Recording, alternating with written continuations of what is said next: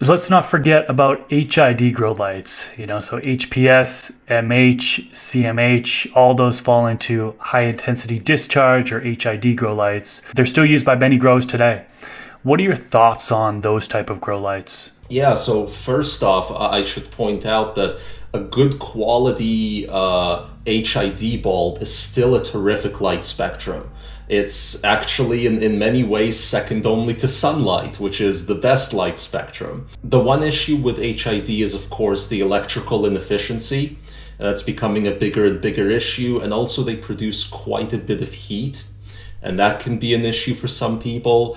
There's also certain situations where you still need to use HID. For example, growers who live in areas where the electricity isn't 100% reliable or steady, and there's still things like offloading. I was just talking to a fellow who lives in rural South Africa, for example, and he wanted to use LEDs, but he couldn't because that type of unsteady electrical flow will annihilate most LED fixtures. They just can't take those kind of fluctuations, whereas HID is a ton more resistant to it, and so this guy was still using HID. So there's still use for HID. I think that their spectrum is excellent.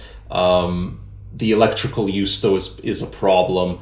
And as far as high quality HID goes, I do think that Gavita still leads the industry as far as HIDs. It's not that their bulbs contain a spectrum that's so superior to every other HID, since every grow bulb oriented HID gives off a decent spectrum, but they certainly have the best longevity on their components, and that's why the commercial growers use them so much. There's still many commercial growers, in particular the old school guys who've been around it a long time, because they're in a setting where the lighting is and the cost of the lighting is less of a issue for the overall grow. They'll still stick to HIDs, and that's all good. Yeah, I think as the years go on and LEDs are more and more popular, people are kind of forgetting about HID. HPS, MH, CMH, they still have a place in here for sure. I used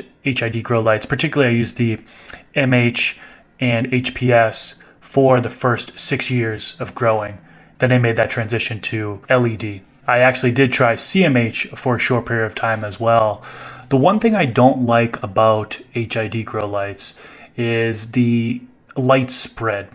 Unfortunately, you've got that just hot spot down in the center, and then the outer edges, really the par drops off. Now, I know that it is going to be, the reflector is going to have a big impact on it, but that's one thing I feel like that a lot of these new LED grow light fixtures have a big leg up on them, is being able to evenly spread that light across the entire footprint. And also the efficiency. I mean, you touched upon that a little bit.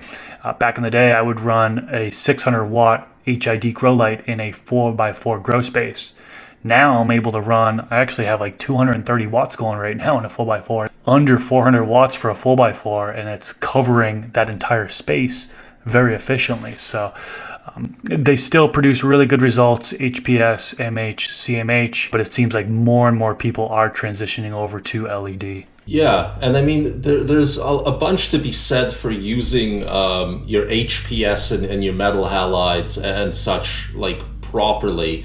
There's kind of a few tips I often give people. Like, first off, if you do go with HID, do use a digital ballast, not a magnetic ballast.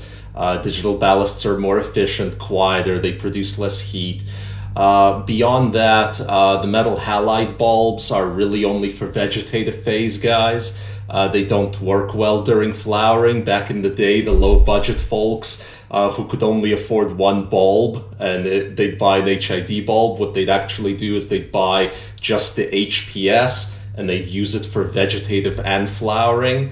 And that was okay, but not ideal, because the metal halide bulbs have a slightly more of a blue tinge to their spectrum, which worked better for veg. But yeah, you just can't use the metal halide during flowering.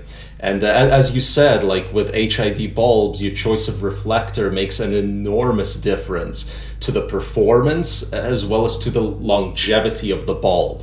So like, for example, your hood reflectors that have glass covers to them, those reflectors are more expensive and they're heavier and a pain in the butt to hang, but they're just amazing for hooking up ducts to them and then getting all that excess heat out from all the lights out of the room, which is really kind of important when you're running, 12, 16, 20 lights in a big room. You really gotta dissipate that heat out. So, yeah. That's one of the main struggles that I had living in a desert region is the heat that it produces, right? And I had to have the one I had the wing reflector before, but having the actual cooling hood where you can hook up the ducting was so key for somebody like me.